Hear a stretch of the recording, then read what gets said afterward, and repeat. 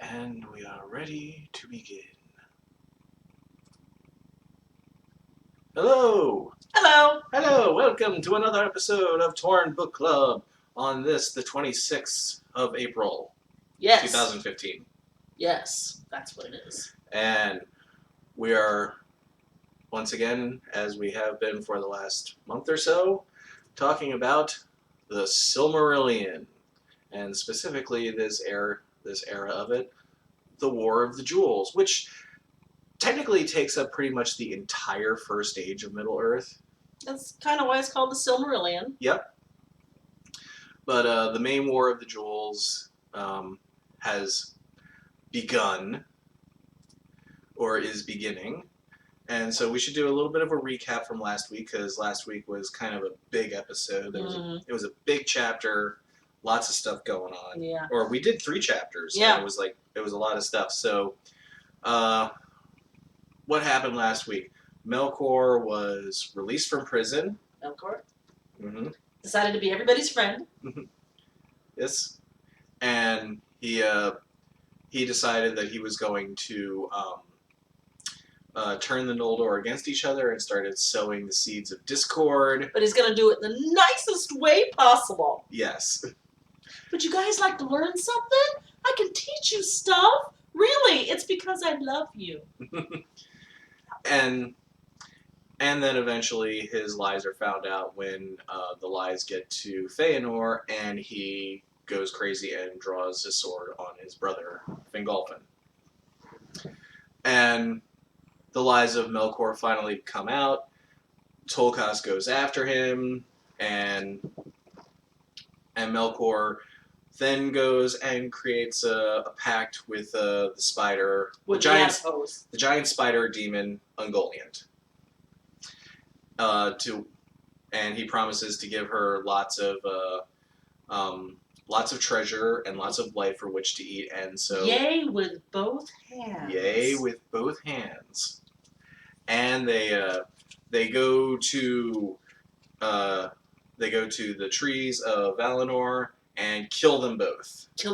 And she's really gross. And so she sucks up all the light, all the sap, all the dew. Spills her ochre, whatever it's called. Unlight. Her unlight over everything, and just poisons it. She poisons it. She poisons the trees, she poisons everything, and then they peace out.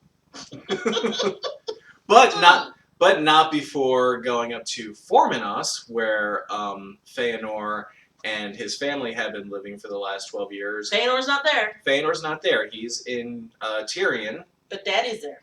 And Fëanor and Melkor and Ungoliant storm Formenos, take all of Fëanor's treasure, including the Silmarils. And Finwë is the only one that stands up against him. Everybody else runs.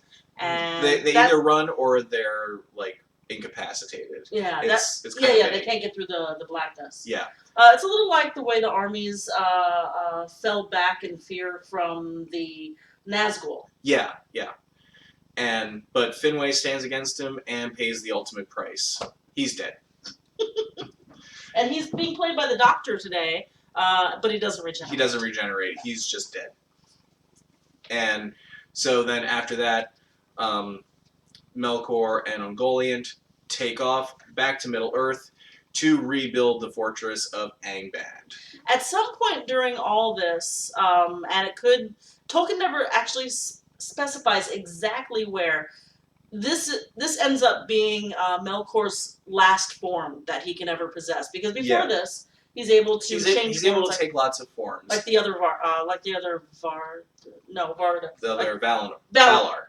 like the other Valar. You see, we can't keep the terms straight all the time.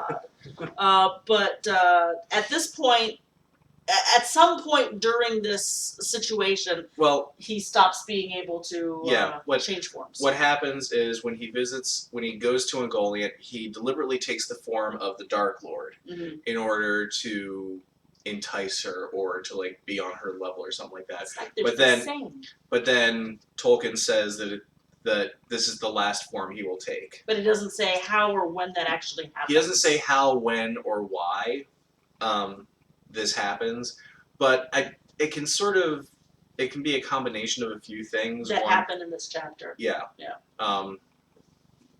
And we were joking about that a little bit. Like, what if his last form had been that of a bunny rabbit?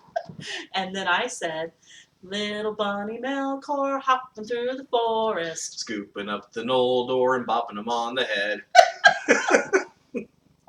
Oh my god. I don't know if that made you laugh, but it was hysterical to us. We were laughing pretty hard at that because we are such nerds.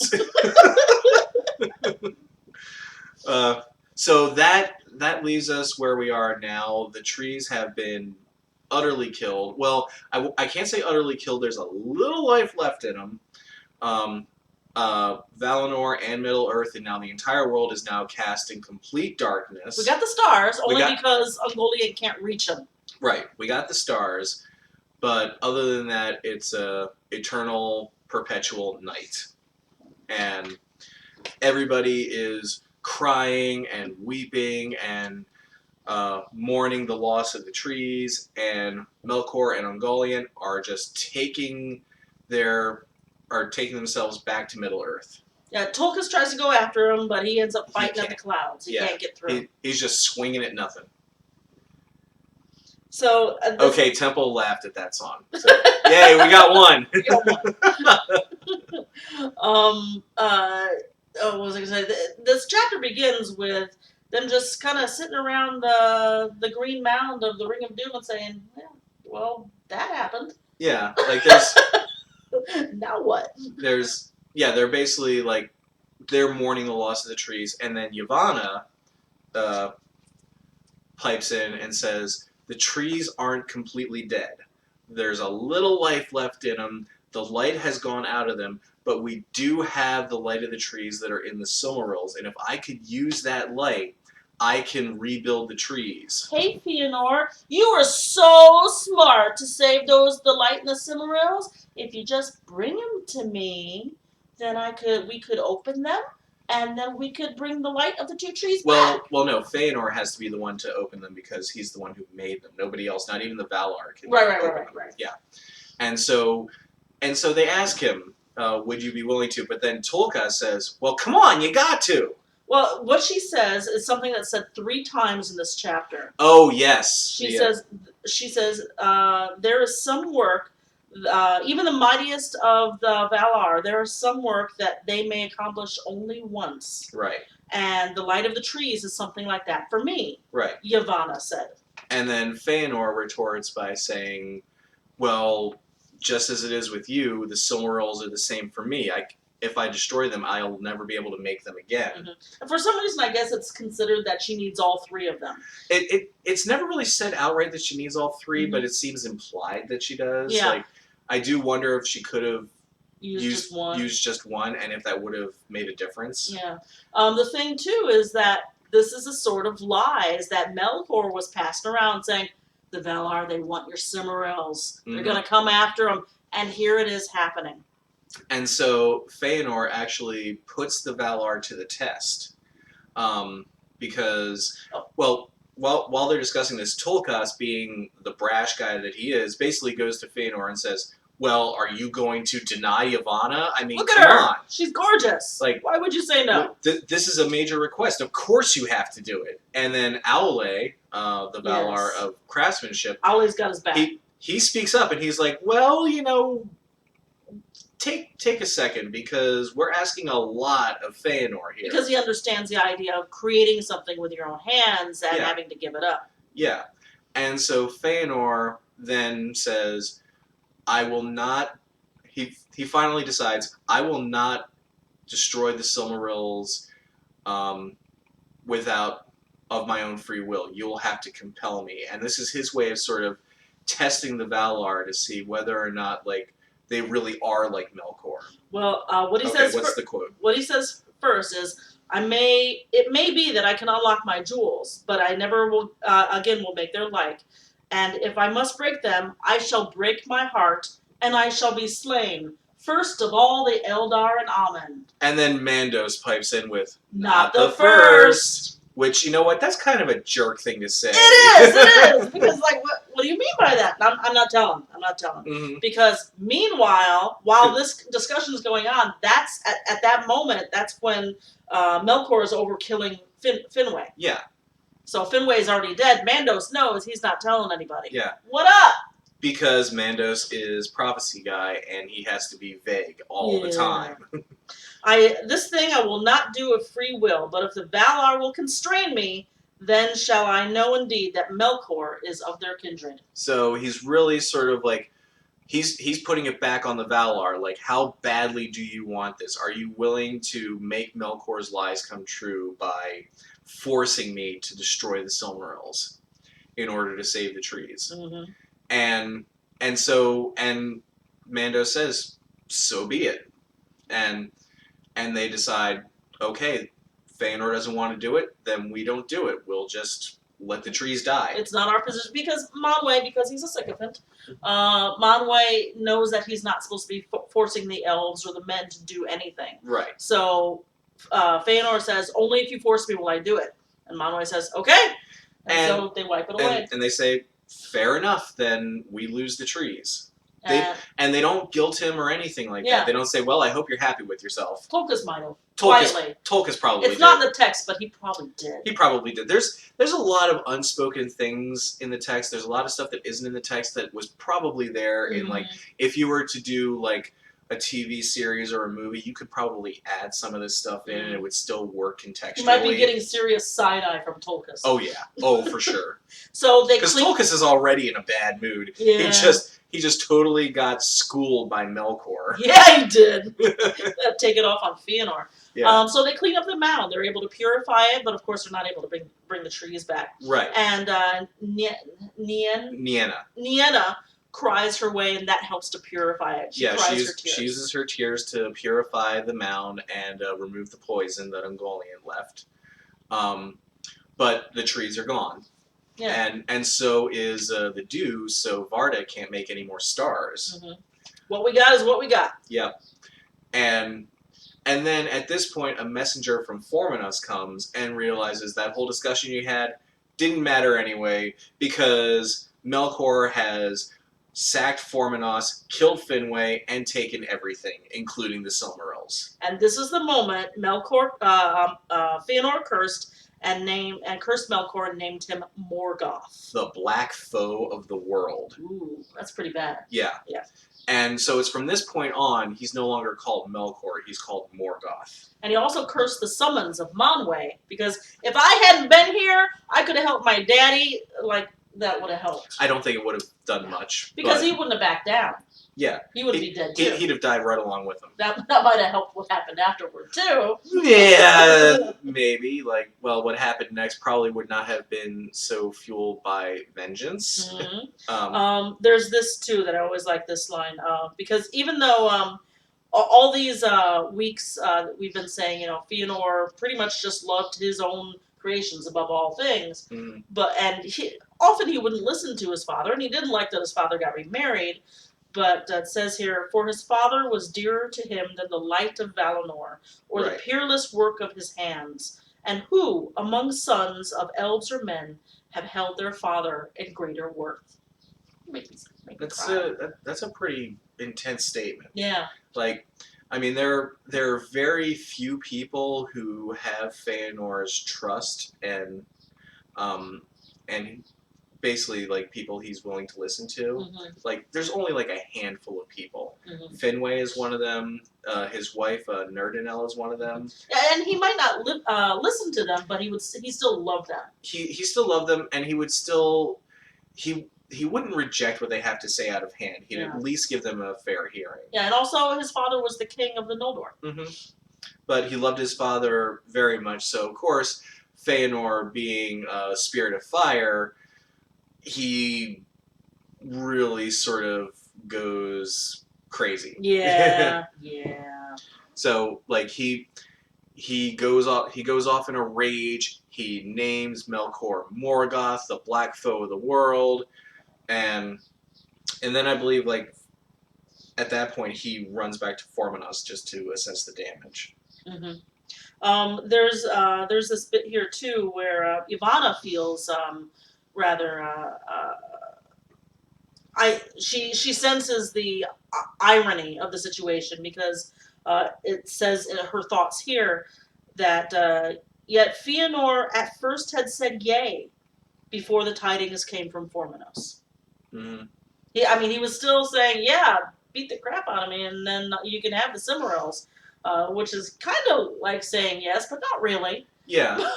But he was saying, yeah, take them. But if he had, I guess, like, that whole thought was, like, what if he had said yes? Would it have changed anything? Technically, no, because the Silmarils were already gone. But his heart was still willing to be open. Right, and now his heart is completely closed. Yeah, he's done. He is done. Put a fork in him. Yeah, it's over. So at this point, we change settings and we go to what's going on with Melkor and Ungoliant. And this is where this is finally going to get its payoff. Where is it? Yeah, here we go. Because Melkor and Ungoliant have now taken the treasures and they're heading back to Middle Earth. Melkor wants to rebuild his fortress of Angband. They've gone across the Helcaraxë. Okay, a word like that. Mm-hmm. They've gone across that. They're in Middle Earth and they're in, I guess it's like a plain or some. They're in one specific area. Eravandi saying, other than creating the Silmarils, it seems like Fëanor doesn't do much without being in a rage. It's Spirit of Fire. That's very true, Eravandi. He was born in a rage. Yeah, he was born in fire. He lives in fire. He will die in fire. Oops, spoilers. Go figure. Foreshadowing. Yeah, there's very little that Fëanor does that isn't motivated by some sort of hot-headed anger, rage, vengeance, something like that, and especially now. Yes. But anyway, back to Melkor and Ungoliant. They're finally back in Middle Earth, and at this point, Ungoliant stops him and says, "Okay." Well, she actually could tell that he was looking hopeful that he could get away. Yeah. And that's why she stops him. That's why she stops him and says, "Okay, time to pay up." Black Heart, she calls him. I have done thy bidding, but I hunger still. And so, very grudgingly, Morgoth at this point, Morgoth gives her all of the treasures of Formenos except for the Silmarils. What wouldst thou have more, said Morgoth. Dost thou desire all the world for thy belly? I did not vow to give thee that. I am its lord. No, it's okay. But you got some stuff. You got a great treasure, and I want it all. And so he gives it to her, and then she says, "With both hands you promised." And this is when it's revealed that in one hand he has all the jewels and all the treasure, but in the other hand, he's got the Silmarils. And it's burning his hand. It's burning his hand, and she says, "You promised with both hands." And he's like, "But I'm not giving you the Silmarils." So one by one, grudgingly, she devoured them. Their beauty perished from the world. Huger and darker yet grew Ungoliant, but her lust was unsated. With one hand thou givest, with the left only. Open thy right hand. In his right hand, Morgoth held close the Silmarils, and though they were locked in a crystal casket, they had begun to burn him, and his hand was clenched in pain. Sort of like how M&M's, even though the chocolate doesn't melt in your hand, the candy coating does. Kind of like that. Yeah. Except way, way worse. So the Silmarils are like M&M's. Yeah. Okay. Yeah. Weird analogy, but okay.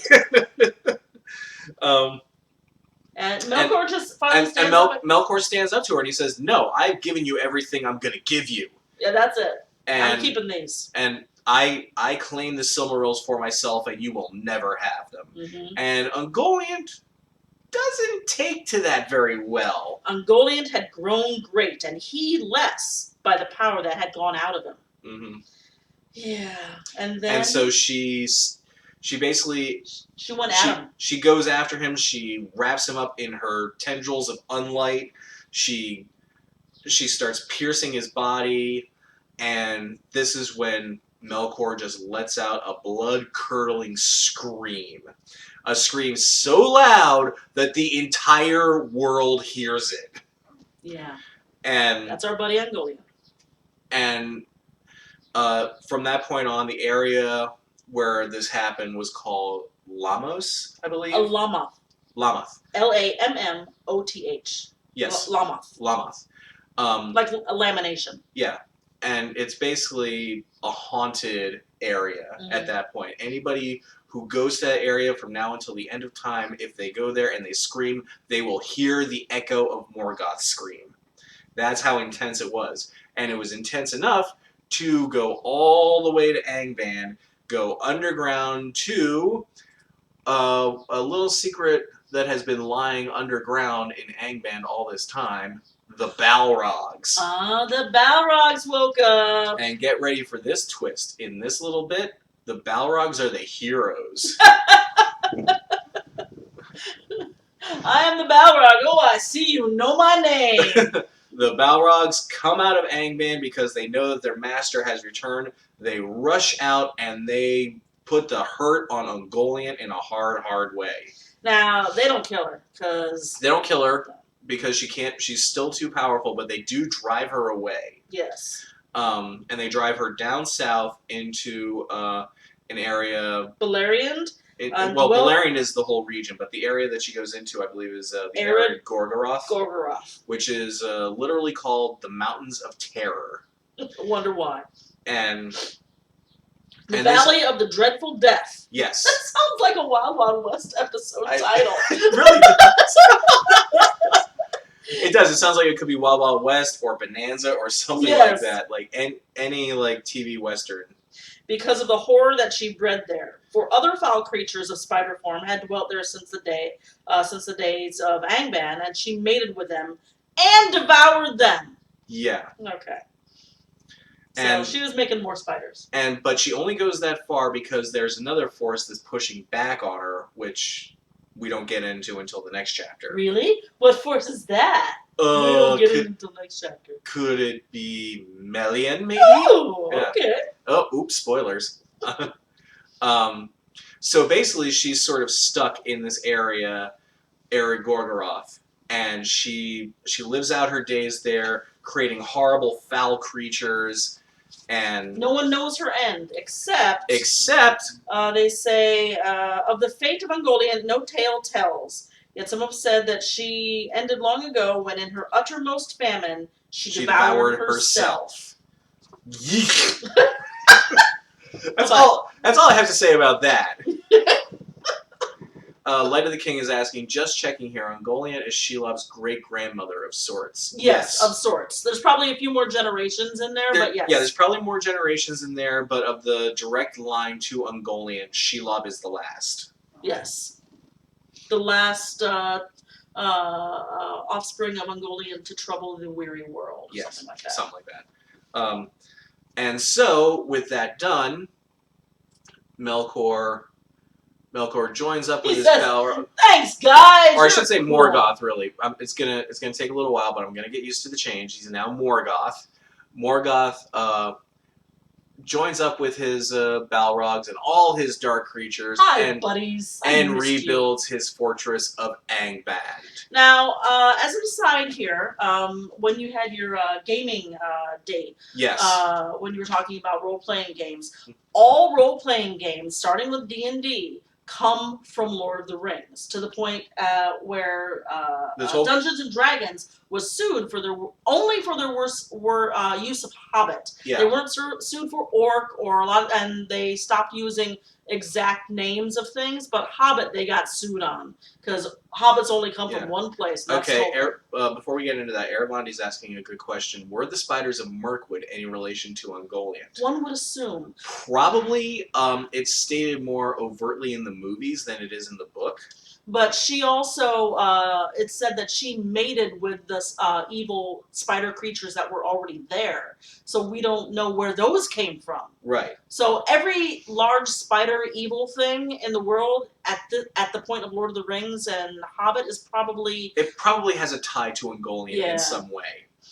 But on the gaming concept, all role playing games come out of Lord of the Rings, even if they're not fantasy based. The concept of role playing games in general comes from Lord of the Rings, and they're generally speaking, Lord of the Rings is like the godfather of all modern fantasy. And of course, most role playing games at the beginning were fantasy based. Now there was a company called Iron Crown Enterprises that made some games way back in the olden days, in the 70s. And there's a little symbol right here that Josh was able to pull up. Where is it? Here it is. Come on, here we go. Iron Crown Enterprises. And this is based on the crown that Morgoth makes for himself. It says right here, Morgoth forged for himself a great crown of iron, and he called himself king of the world. In token of this, he set the Silmarils in his crown. So see those 3 jewels? Yeah, if you look at that logo, you see 3 jewels in the crown. Those are the Silmarils. The one in the forward is like facing right at you, so it doesn't look like it projects. But all 3 of them are supposed to be the 3 jewels, the 3 Silmarils, and that's all they could do without getting sued. But they named their company after, and they were a very popular company back in the day. They named the company after the Silmarils and the Iron Crown. Iron Crown Enterprises, yeah. So that's just a little taste of like how influential Tolkien was in the fantasy and role playing world. In everything. In pretty much everything. Yeah. So unfortunately, like I love this picture of Angband, but I feel it kind of loses something. Yeah. It needs to be resolution. Big. Yeah, it's a really really cool picture because Angband is mostly an underground fortress, but it has this intense entrance of like this long causeway, and it leads into these 3 mountains called Thangorodrim. Okay. Which is like the gateway into Angband. And so like it's this very gorgeously grotesque, evil looking fortress, which comes into play a lot later on in the story. But I love the image of the entrance of Angband because it's just so intense, and like you go into it and you're like, I am going into the ultimate den of evil. And Aragorn is talking about the Iron Crown, saying, "I'm almost surprised they didn't get sued just for that." Right. Yeah. Well, I think this was. They didn't call it Silmarils. Well, this was also before Tolkien. This was probably before Tolkien Enterprises like really became big. I mean, they grabbed D&D for the use of the word Hobbit, but that's all they could do. Yeah. They couldn't get orc, and I don't know that anybody called orcs before Tolkien. I don't know. I mean, maybe they did, and it's just not news. It could be like I really don't. They still use orc. Yeah. I don't know the etymology of the word orc, so I don't know if it was used in some sort of earlier. And they could validate that. Yeah, earlier thing that Tolkien just co-opted because he does that. Yeah, because he's a linguist. He does that. It's certainly possible. But I'd need to do more research on that. At this point, too, Morgoth's hand remains black for the rest of his life. Yeah. And this is what we were talking about. This is his final form. Yeah. Maybe it's because he was excused from Valinor that he can't change form anymore. Maybe it's his fight with Ungoliant. Maybe it's because Silmarils. Maybe it's the Silmarils. Maybe it's because he put so much of his own power into Ungoliant, and lost or it could be a combination of all of that. Yeah. Tolkien never specifies exactly why this is his last form. This is just his last form. Like the point is like Morgoth has gone through a lot, and he's weakened a bit. He's still very powerful and very very evil, but he's not quite as powerful as he was in the first Battle of the Powers between him and the Valar when he got imprisoned. And he never really regains that level of power again. But that isn't to say that he's a pushover now. He's definitely not. Obviously, he's still more powerful than Sauron. Yeah, he's still greatly powerful. He's still the black foe of the world. And again, like there there's a lot of vagueness in the Silmarillion, or there's like certain things that seem. Aravandi's posing a theory. Ungoliant scared him so bad he lost all his other forms. They ran away. She scared him into a Dark Lord. So, like, Tolkien usually will, especially in the Silmarillion, he'll drop like little nuggets of a much bigger story happening. I think that's very wise as a writer to do things like that, especially when you're creating mythology. Yeah. Because a lot of accepted mythology that we hark back to even today is ambiguous, and there's more than one story. And he's using that concept, and so there's a lot of, maybe it happened this way, maybe it happened this way. We don't know. We weren't there. And he states that. He states that he doesn't know what happened. No tales tell what happened to Ungoliant. We don't know. Yeah. We think this happened, and she's not around anymore, so maybe. Another thing, well, what I'm leaning to with this is that there are 2 chief lieutenants under Morgoth who have been hiding out in Middle-earth this whole time, who you would think would have been mentioned by name in his rescue, but aren't. One of them, and primarily, is Gothmog, the chief of the Balrogs. It can be assumed that he's a part of this. It can also probably be assumed that Sauron is a part of this, although it could be... Sauron sent them. It could be, well, it seems like there's a certain divide here where Sauron is in charge of lots of different fell beasts, and the Balrogs are sort of their own group. Sort of like the Dementors. Yeah. Yeah. So it could be that Gothmog and the Balrogs did this all independently. Meanwhile, Sauron is doing other things that are talked about in the next chapter of the Sindar. But again, Sauron is not mentioned by name. But he might be holding down the fort. He's probably holding down the fort. He's probably sending orcs and other creatures out into the world, just trying to keep the fires going. Pun totally intended. Waiting for their lord to come back. But like I said, they're never mentioned by name. In fact, I don't think Sauron is mentioned by name again until the chapter of Beren and Luthien. Okay. I could be wrong. He might be mentioned earlier than that. Oh, wait, yes. Yes, he is mentioned again. Never mind. I won't say where or how.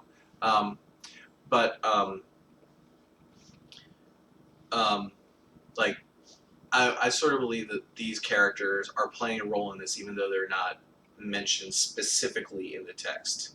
And there's a lot of stuff that isn't said specifically in the text, or that is just alluded to in the text, that if you were adapting this as a movie or a TV series, you could probably create a whole subplot out of it. Yeah. And we'll probably need to carry it to the next. Yeah, or even to just like give the characters some depth. So all that has been going on. Then we cut back to Valinor. And Fëanor, who has now decided, I'm done. The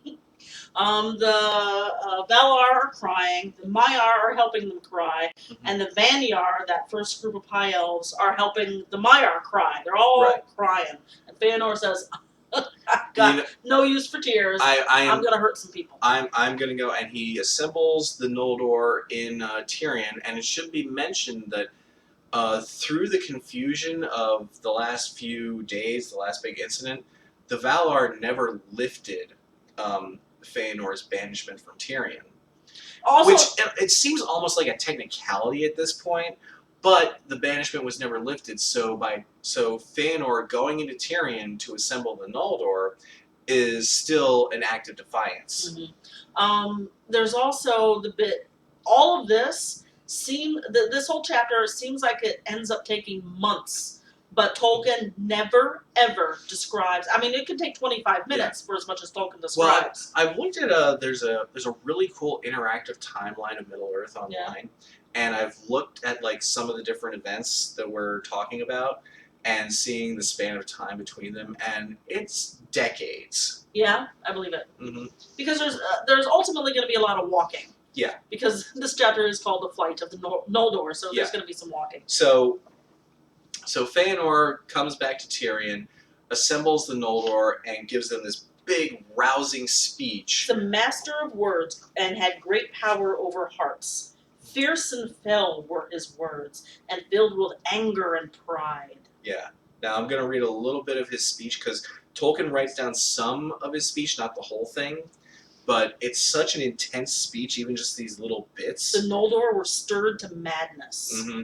So this is what he says specifically about the Valar. Okay. Why, O people of the Noldor, why would we longer serve the jealous Valar, who cannot keep us, nor even their own realm, secure from their enemy? And though he be now their foe, are they and he not of one kin? Vengeance calls me hence, but even were it otherwise, I would not dwell longer in the same land with the kin of my father's slayer and of the thief of my treasure. Yet I am not the only valiant in this valiant people. And have ye all not lost your king? And what else have ye not lost, cooped here in a narrow land between mountains and the sea? Here once was light that the Valar begrudged to Middle-earth, but now dark levels all. Shall we mourn here deedless forever, a shadow folk, mist-haunting, dropping vain tears in the thankless sea? Or shall we return to our home? In Quevian and sweet ran the waters under unclouded stars, and wide lands lay about where a free people might walk. There they lie still and await us, who in their folly forsook them. Come away! Let the cowards keep this city! And confirm and deny things. Like, it's intense, man! Yeah. and he kept on talking. This wasn't it. No, this was just him, like, rousing them. But then he goes on to talk about men. Mm-hmm. And he talks They're about... They're going to get the whole place. Yeah. And you don't want to fight for that? Come on. That was supposed to be for all of us. Yeah. Not just them. So he talks about men and how they're usurping the birthright of the elves. And then, like, okay... and this is the first time a lot of them heard of them. Yeah, this is the first time many of them are hearing of men, and so they're shocked by this. And it sort of just builds into this whole fury, and he goes even further than that, talking about men. He says this: fair shall the end be, though long and hard shall be the road. Say farewell to bondage, but say farewell also to ease. Say farewell to the weak, say farewell to your treasures. More still shall we make. Journey light, but bring with you your swords. Why? Why do we need swords? For we will go further than Orome, endure longer than Tolkas. We will never turn back from pursuit after Morgoth to the ends of the earth.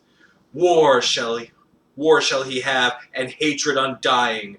But when we have conquered and have regained the Silmarils, then we, and we alone, shall be the lords of the unsullied light and masters of the bliss and beauty of Arda. No other race shall oust us. Yeah, he was mad. And, like, you just hear that rousing speech, and, like, you can just, like, imagine thousands and thousands of elves just going, yeah! And theme music. And just, like, the big orchestra swell and everything. This is an intense speech, man.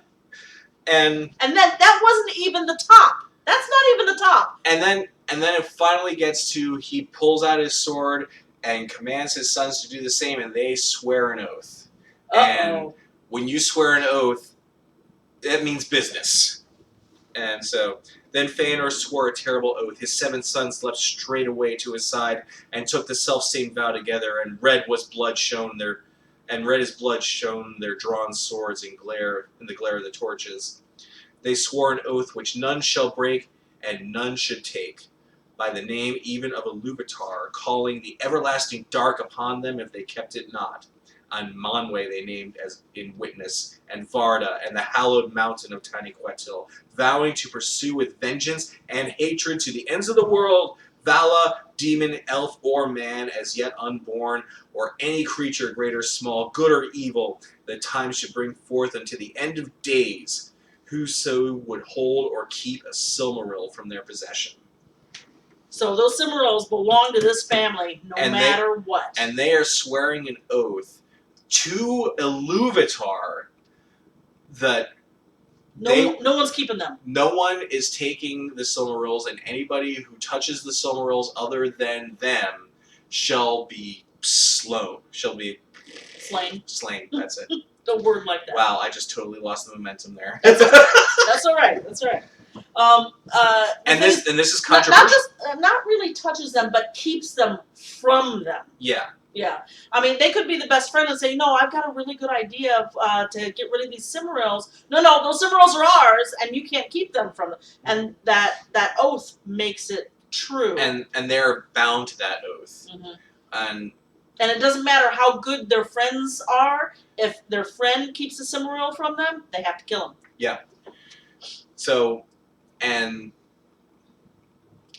later the king is saying, Susanne does Silmarillion sign language. Thank you. Yes. If you're familiar with Eddie Izzard, he makes this thing about, he says this bit about, all you have to do to be sincere in a speech making is confirm and deny things. Confirm and deny. Yep.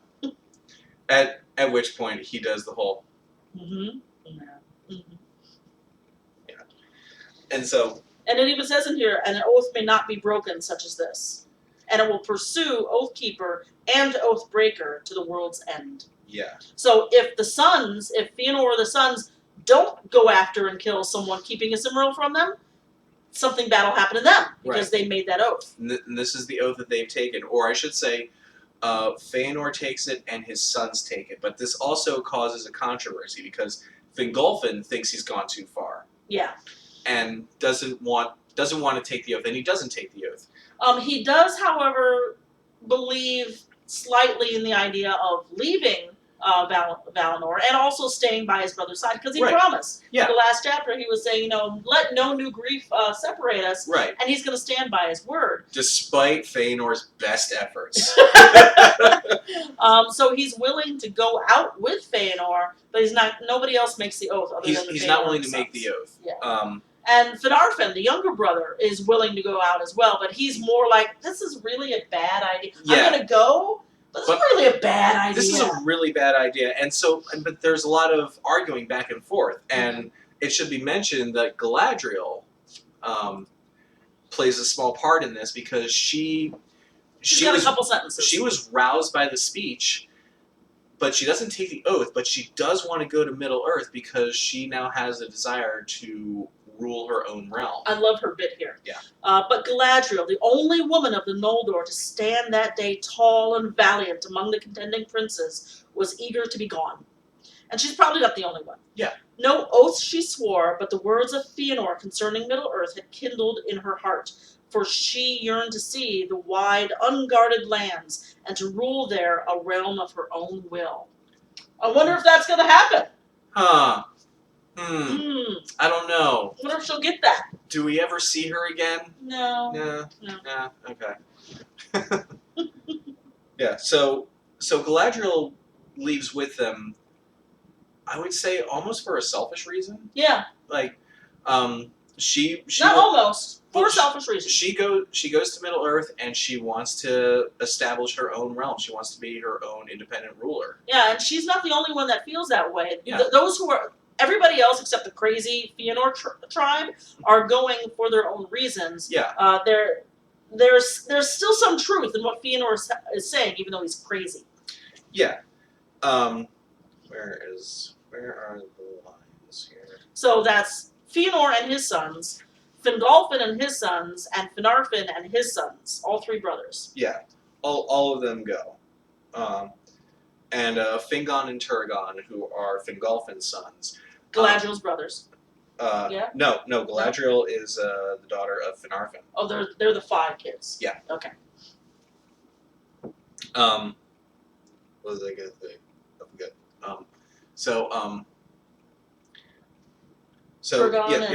Fingon and Turgon, they also want to establish their own realm, but they don't want to swear this oath. No. But because they're all Noldor, they are all bound to it.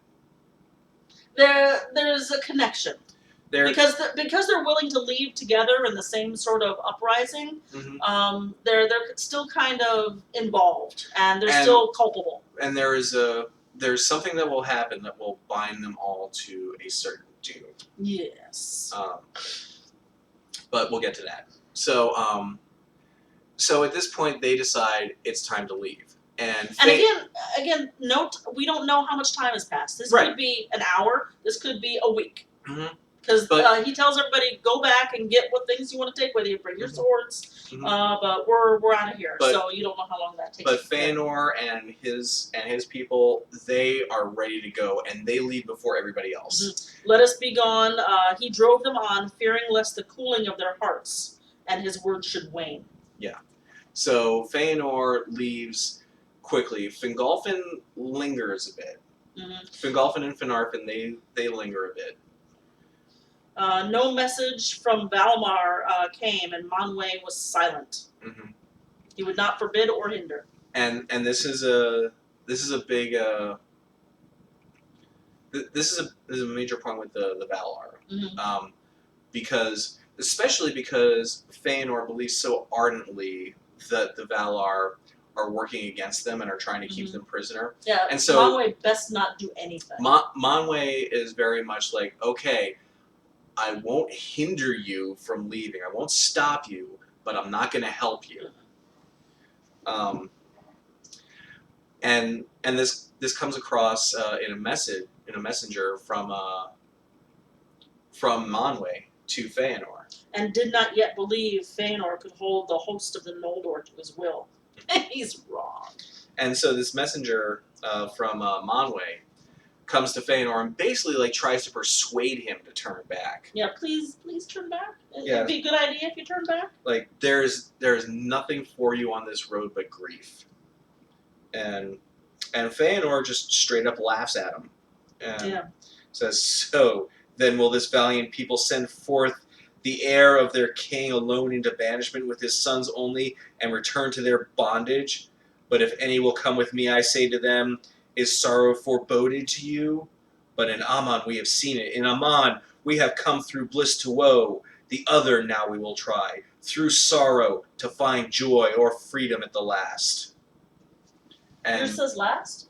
Freedom at the last? At least, sorry. Okay. At least. Because it's possible that books are different. Yeah, at the least, sorry, I can't read. That's all right. That's all right. And so then he turned to the herald and cried, "Say this to Manwë Sulimo, High King of Arda. If Fëanor cannot overthrow Morgoth, at least he delays not to assail him, and sits not idle in grief. Because Manwë's just sitting there saying, what happens, happens.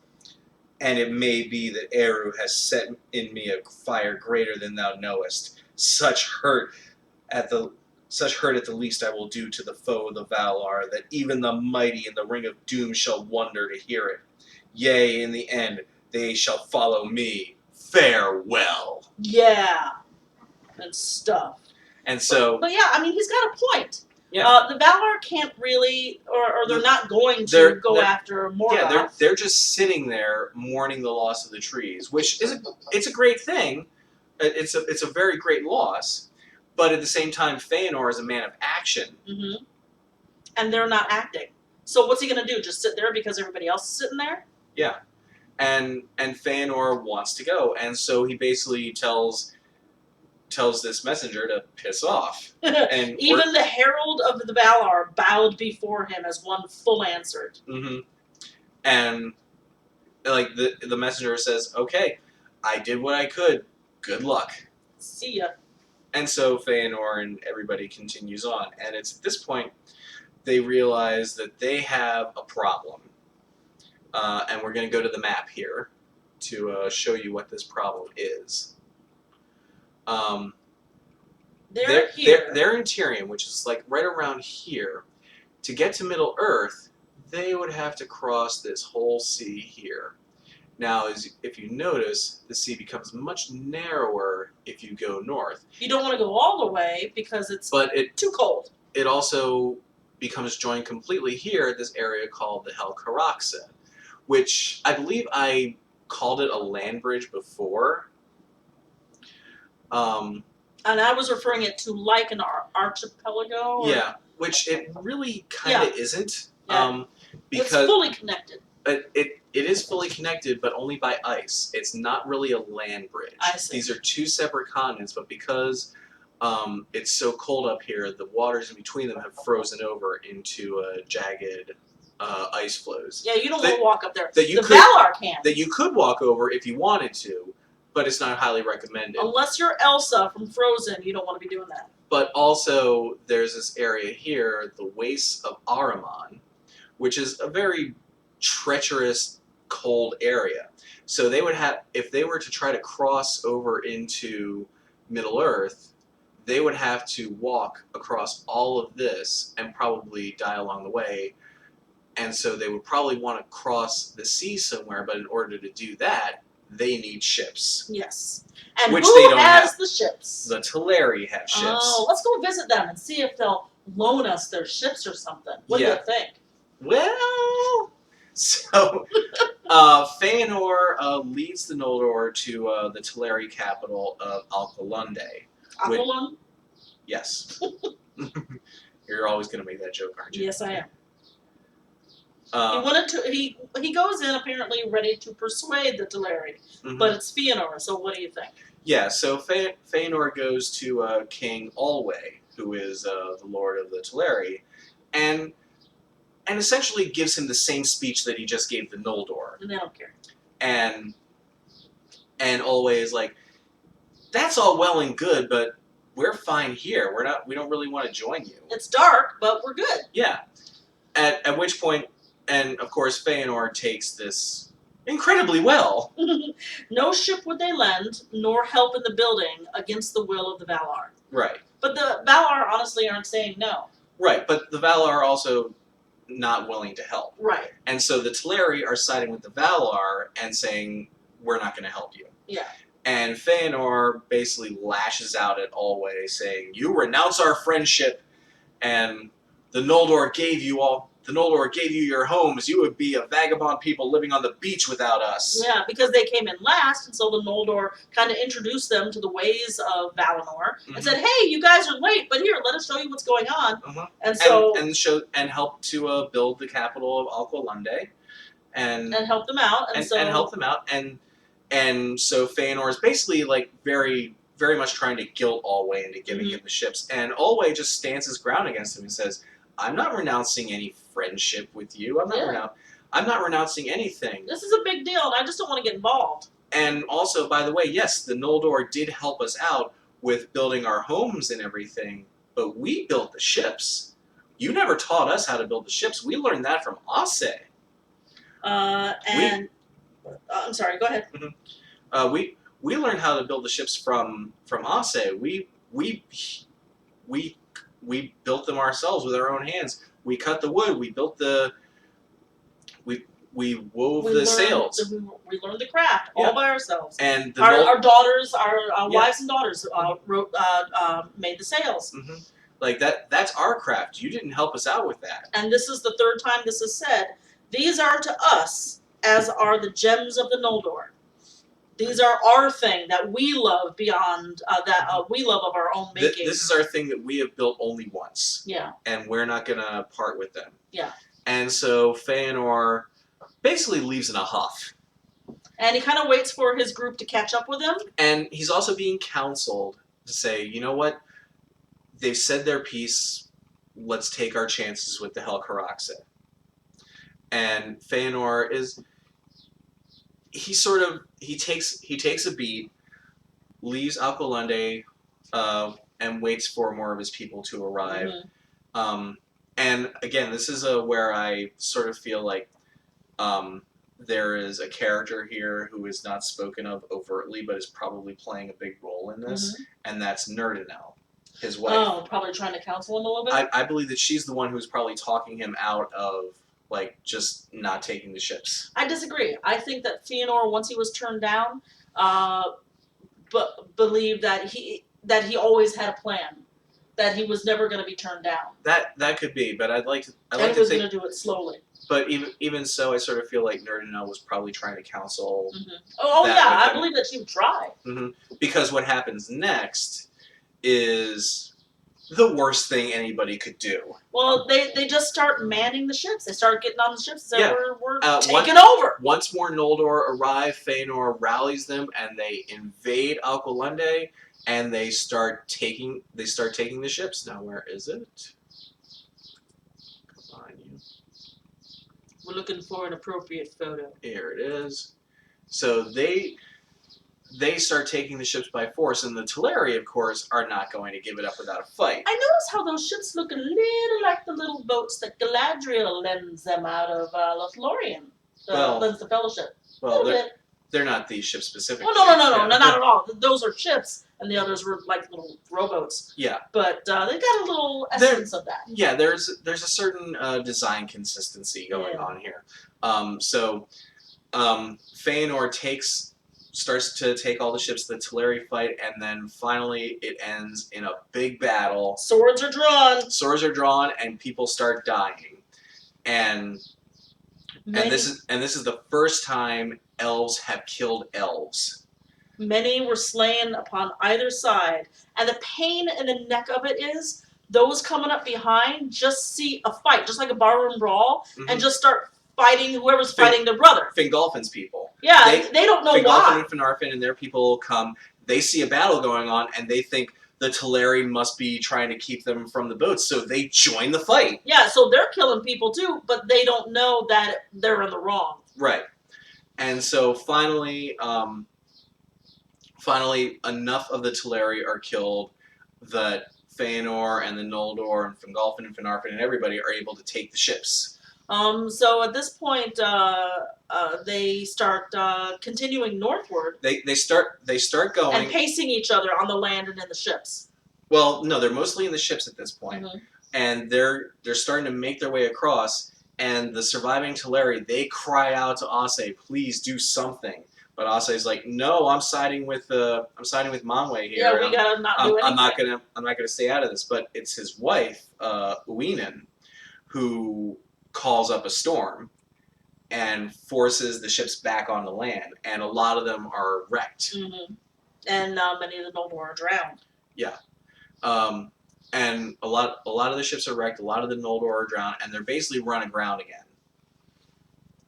And who's Maglor? Maglor was Fëanor's son. Yeah. It says here at the end of this paragraph, no more is told about the kinslaying of Alqualondë, except in the song Noldalante, the Fall of the Noldor, that Maglor made ere he was lost. And he's the second son of Fëanor. Right. And so they're run aground. They have far fewer ships. The greater part of the Noldor escaped, and when the storm was past, they held on their course. Some by ship, some by land. Yeah.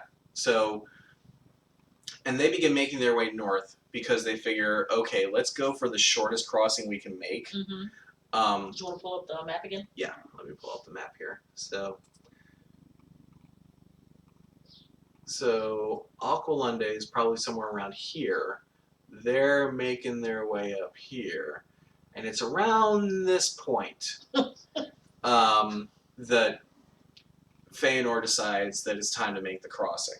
Because they're starting to enter the wastes of Sarumann, and it's at this point Fëanor realizes you can't survive this. You can't make this march. But they're stopped first. Yeah, they're stopped. They're stopped at this point because another herald of Manwë comes. And this is a much more intense one, and it's believed that it was actually Mandos himself who but just a appeared dark figure, they couldn't tell. And he this time he's not here to give them a message. He's here to give them a curse. Yes. Because, I mean, what Fëanor has done so far, wanting to leave, that's one thing. When you start killing people, that's not okay. And now this you need to answer for. You want to go with this one too? Tears? Okay, I'll do this one. Tears unnumbered ye shall shed, and the Valar will fence Valinor against you and shut you out so that not even the echo of your lamentation shall pass over the mountains. On the house of Fëanor the wrath of the Valar lieth from the west unto the uttermost east, and upon all shall follow them until the and upon all that will follow them it shall be laid also. Their oath shall drive them, and yet betray them, and ever snatch away the very treasures that they have sworn to pursue. To evil end shall all things turn that they begin well, and by treason of kin unto kin, and the fear of treason shall this come to pass. The dispossessed shall they be forever. Ye have spilled the blood of your kindred unrighteously, and have stained the land of Aman. For blood ye shall render blood, and beyond Aman ye shall dwell in death's shadow. For though Eru appointed to you to die not in Ea, and no sickness may assail you, yet slain ye may be, and slain ye shall be, by weapon, and by torment, and by grief. And your houseless spirit shall come then to Mandos. There long shall ye abide, and yearn for your bodies, and find little pity through all whom ye have slain should entreat for you. Though all whom ye have slain should entreat for you.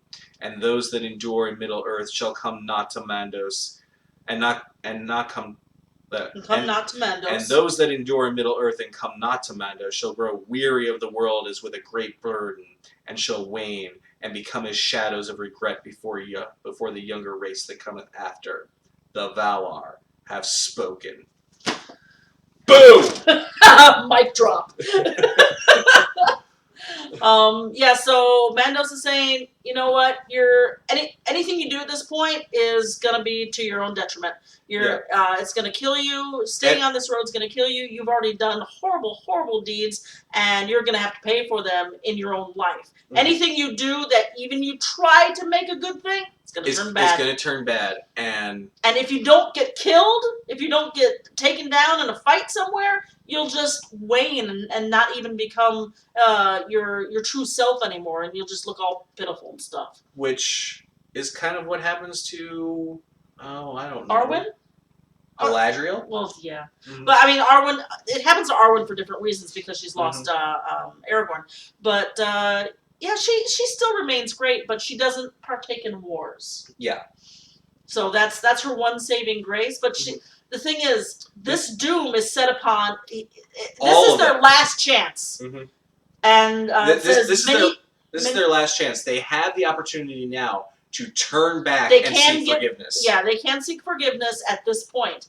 But even people like Galadriel are like, you know what? I know I was with the group that screwed up, and I'm being cursed because of it, but I'm still going. Yeah, and like that's something I want you to wrap your head around in this battle, in this kinslaying.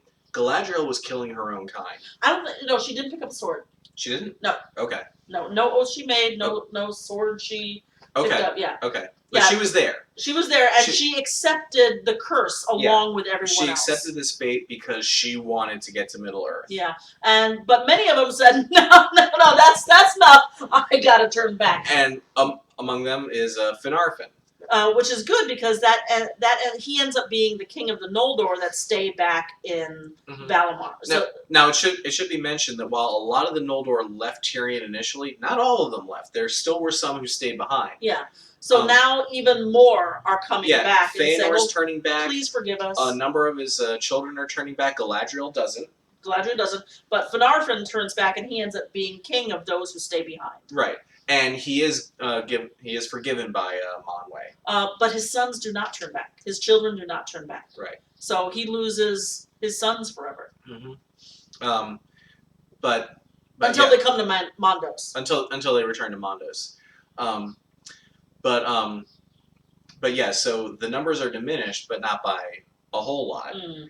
And so it's at this point Fëanor decides we're going to keep going. We're going to make the crossing. And it's at this point that they realize that it's pointed out to them that they don't have enough ships for everybody. Mm-hmm. And also, Fëanor starts hearing people talking about him. He's not appreciating that. Yeah. Yeah, they're saying he hears some dissent. Even with the people who decide to continue on the path, they're like, I don't know if Fëanor is all that cool. I want to follow Fingolfin. Mm-hmm. And so they're dissonant. And that's the thing you have to remember is that this. For the last 12 years, Fëanor has been exiled and Fingolfin has been their king, so they're used to Fingolfin as their king. They're not used to Fëanor as their king, and so He's crazy. There is some dissension in the ranks, and there are many who would rather serve Fingolfin than Fëanor, even though Fingolfin has acquiesced to Fëanor and named him king. There are lots of elves who are like, I still would rather serve you. So yeah, Fëanor hears people dissing him and comes up with a plan. And his plan is that he's going to take all of those who are loyal to him into the ships, and they're just going to cross, and they're going to leave everybody else behind. Because this discussion had been going on for a while, because obviously everybody could see what the situation was. They don't want to go to the Helcaraxë because people will die. Yeah. So they want to go up as north as they can and take the most possible, the shortest route on the ships. On the ships. But they still don't have enough ships to carry everybody. So, but nobody wanted to be the ones waiting behind, waiting for the ships to come back, because nobody trusted each other. Right. Already, this curse is working. Right. That they can't even trust each other. And so Fëanor makes it come true. Fëanor up and takes the ships, takes his sons, all the Noldor who are loyal to him, and sail across. Let me go back to the map. They sail across the sea here to this area here called Drengist. But when they landed, Maedhros, that's the Mithras. Mithras. Even though there's no TH in it, it's pronounced Mithras. Whatever. Mithras, the eldest. There's a pronunciation guide in there that explains it. I believe you. I didn't get into the pronunciation. I turned to him for proper pronunciation. He read it, so I can just ask him. Okay. Mithras, the eldest of Fëanor's sons, and really good friends with one of his cousins, Fingon. Ere Morgoth lies came between them, spoke to Fëanor and said, "Now, what ships and rowers are we sending back for our friends? We should send somebody back, and we're ready." And Fëanor says, "Oh, send them back? That's hilarious." Oh, I don't really count anybody there worth saving. They're just useless baggage. So they cursed my name, so they're worthless baggage. So you know what? Let them either take their chances on the Helcaraxë or go back to Tyrion with their tails between their legs. Let's burn the ships." And Maedhros stood aside alone, but Fëanor caused fire to be set to the white ships of the Teleri. So in that place, which was called Losgar, at the outlet of the Firth, ended the fairest vessels that ever sailed the sea in a great burning, bright and terrible. Now, it should be mentioned that on the other side of the sea, Fingolfin and everybody can see this happening. And so, crap. So they know what's happened. They know that Fëanor has left, burned the ships so that they can't come back. And so Fingolfin and his people now have a terrible choice. They can either go back to Tyrion and beg for forgiveness, and also never see Middle-earth, or they can press forward to the Helcaraxë and just do their best to get across. Yeah. Guess what they choose? They choose... Where is it? There it is. They choose to keep on going. Oh, wow. And so they press forward through the wastes of Sarumann, over the Helcaraxë, and finally coming out the other side. Many of them fall by the wayside. Many of them do perish along the way, including the wife of Turgon. Few of the deeds of the Noldor thereafter surpassed that desperate crossing. Many were lost, and I love this line.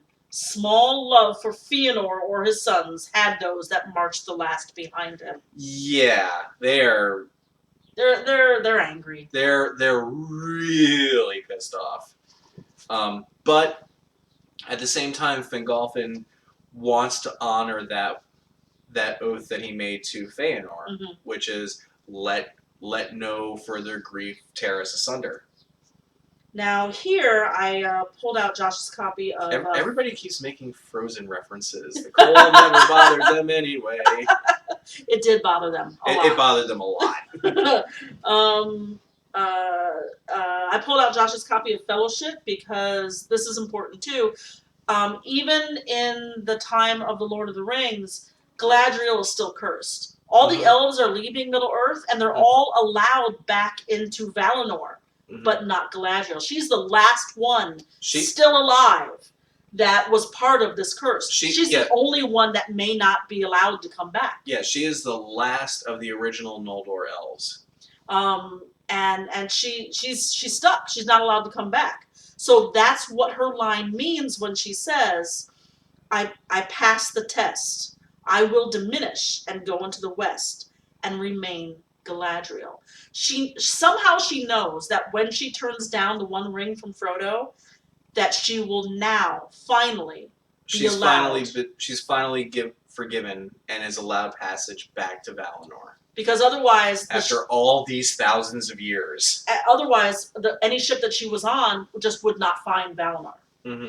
And so now, because she's able to turn that down, she somehow in her heart she knows that she's been forgiven, and it's a beautiful scene. So that.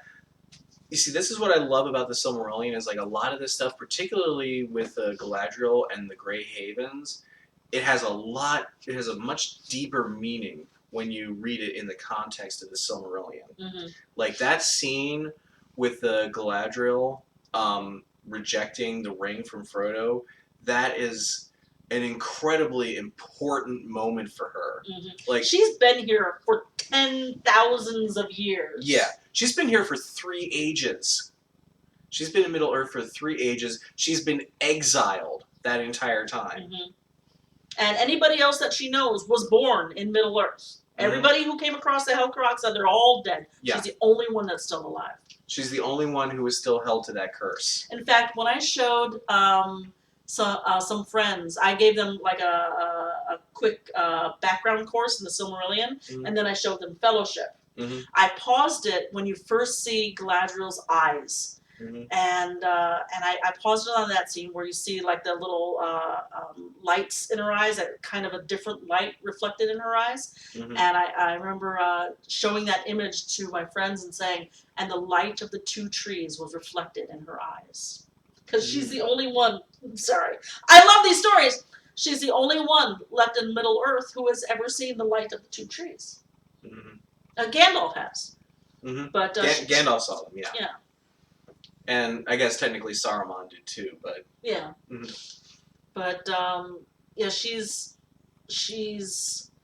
That's why in the last Hobbit movie she almost seems greater than the wizards, because even though the wizards came from them, they're Maiar, they have special power, but it's like the light of God is still in her, and she has that power still. That great deeds are only done in history and not so much in modern day. The elves became lesser over the decades, over the years. The humans, the men became lesser. The men of Numenor became lesser over the decades, over the centuries. But she did not become lesser because she is still from Valinor. Yeah. Aravandi's making a good point. I once saw someone summarize the Silmarillion by saying, every elf you love dies, except Galadriel. Yes. It's true. Aw, thank you to Temple. Tycho Temple? Is that what you said? I just call her Temple. Don't worry, Suzanne Tolkien makes me cry too. Yeah, I'll admit, like, the first time that I read this, like all the way through, when I got to the last part, which is a summary of The Lord of the Rings in like about 10 pages, but it hits all the high points and then talks about the Grey Havens, and for the first time I really saw the departure from the Grey Havens in the context of all this, and it really brought a tear to my eyes, because like this is the true end.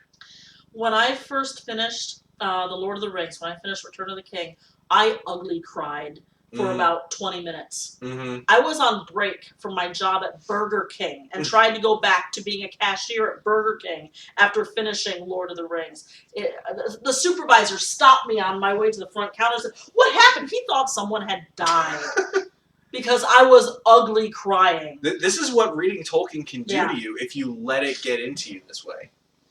And I'll admit, like, I had never ugly cried, but it definitely brought a tear to my eyes, and it definitely like got me misty, and especially like seeing the Grey Havens in the full context of its meaning. But it's it's such a big story, and knowing that the Grey Havens is like the real final chapter of this story that has been going on for thousands and thousands of years, it's very intense. Makes you feel small. And that Galadriel has been a part of that from the beginning. From the beginning all the way to the end. She's seen it. It's not. She's been a witness to all of this. And the thing is, a lot of these seem like, oh, these are tales, but Galadriel was there. She was there. She saw it happen. More so than Gandalf, more so than Saruman. She was part of it. Galadriel was there. She was in it from beginning to end. And like that's what makes her such an amazing character. So at this point she's marching across the Helcaraxë with all the Noldor, or all of Fingolfin, in her pretty little thin white dress. I like and her bare feet. I like to think she's wearing armor and probably something a little bit heavier. Maybe some boots. Yeah. Looking all perfect and beautiful. Light of the King is saying, many tears, big, huge crying. What Suzanne and Josh are sharing makes it even more clear for me the gravity of the storyline and the meaning. Yeah. It is. It's like it's such a big story, and it's such a beautiful story. Like it really is a beautiful story. Like there's a very different narrative voice in all three of the main volumes: the Silmarillion, the Hobbit, and the Lord of the Rings. The Hobbit is told in a very whimsical sort of voice. Yes. Lord of the Rings is told in a very stoic, very professorial kind of voice.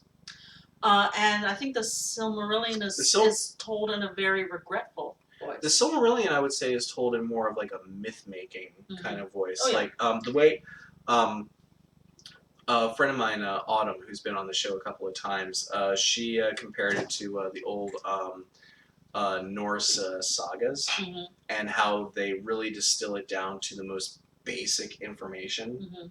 And that's what the Silmarillion does, which is how you're able to cram thousands of years of history into a book that's only this big.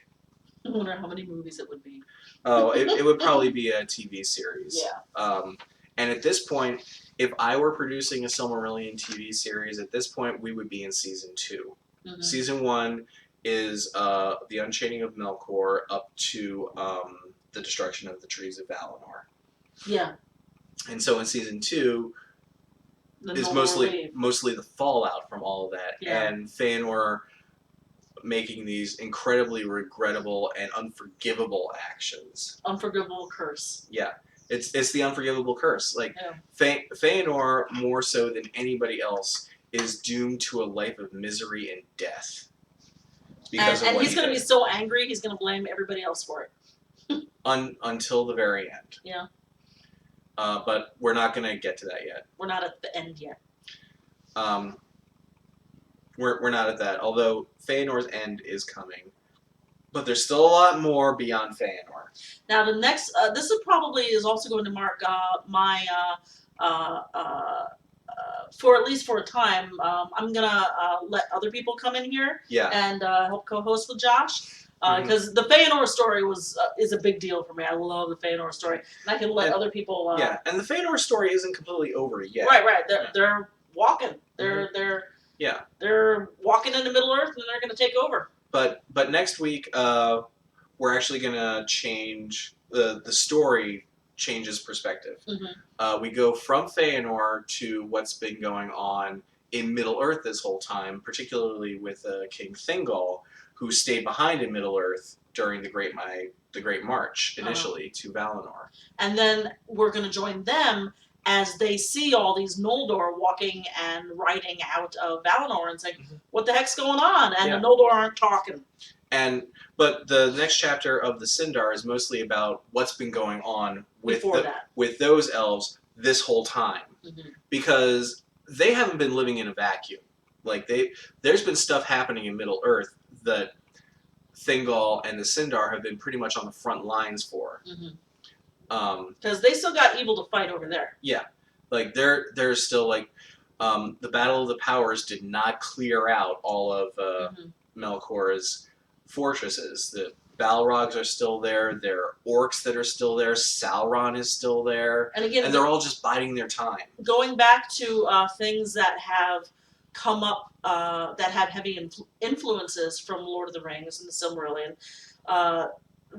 Whenever you destroy evil, you never destroy all of it. You might destroy the head, but there's still a lot of other little things you got to take care of. Right. Babylon 5 had a lot of influences from Tolkien. Even third season, fourth season, when they are able to destroy the main evil, there's still other evil to fight because their followers are still around. And Light of the King is giving you some appreciation. Suzanne, I love what you add to the show. Thank you. Aww. And I love the dolls too. I also appreciated Josh's pictures. They helped a lot. Yes. I'm glad. Yes. I'm glad. He was you searched so hard to find these pictures. I always know that visual aids help with a story like this. Otherwise, we're just talking. And so, like, it was very difficult to find a good map of the whole of Arda like this. It was funny because I didn't know what Josh was doing, and I ended up printing out just in case. You printed out the same map. Printed out the same map. Because this is pretty much the only map that really gives a good solid image of a concept. I won't say that it's like very accurate because locations don't really correspond to other maps. Well, they have everything going on at once because in Valinor, you have all these things going on. You got the trees here. And they wouldn't be there when the lamps are still there. You still got the lamps here. You have Numenor here, which hasn't even appeared yet. But it gives you everything so you can tell several stories and say, this is when these fell down, this is when this happens, and you can point to all of it there. And it's a good combination of everything. It sort of gives you a good overview of everything without bogging you down too much in the locations. Like, for instance, Ungoliant live probably in this area here. Probably around here. The Halls of Mandos are over here. But this is not entirely accurate because, like, the main action of the Silmarillion in Beleriand takes place in this area here. And then Hobbiton is to the right of that? Or, like, maybe more up here, and then Eriador is more down here. Even though, like, technically, like, what you have here is Beleriand in the north and Eriador in the south. Okay. Even though technically it's more Beleriand is in the west and Eriador is in the east. Okay. The east of the populated land, so not in the mountains over there. Right. And then you have the far east, and Cuiviénen is somewhere around here. So it's not a very accurate map, but it's a great concept. It helps visualize this. And yeah, finding it. It's been an interesting chore. Searching and scouring the web for all the different images that help aren't muddy. Right, that help illustrate, and that also help illustrate the major plot points here, because there are a lot, and like it's a bit of a disappointment because, like, with the Lord of the Rings, if you were to look up, like, between all the artists and the movies, you've basically got a good visual for every single plot point, every single scene in The Lord of the Rings and The Hobbit. But you don't really have that so much for the Silmarillion. There are, like, major scenes that have lots of illustrations, but then there are other plot points that don't have any visualization whatsoever.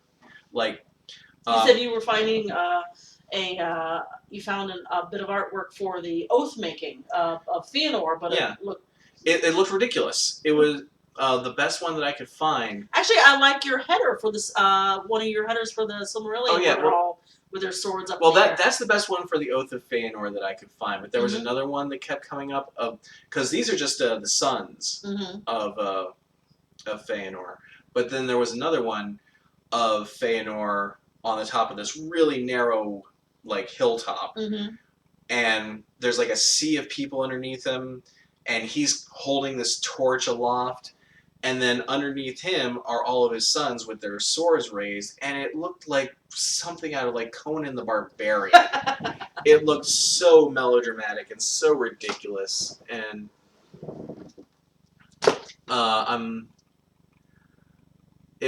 so we're gonna leave this here for now since we're coming up on an hour and a half.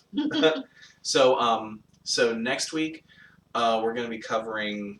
We're actually going to be doing another threefer, and that's only because 2 of these chapters are really, really short. So the next chapter we're going to do is Of the Sindar, which I know Ava is greatly looking forward to. Is she going to have that artwork done? I don't know. We'll see. And then after that is Of the Sun and the Moon and the Hiding of Valinor, which is it's an important chapter, but it's a short one. And then the next chapter that is Of Men. Ooh. Men finally appear, and again, that's a very short chapter.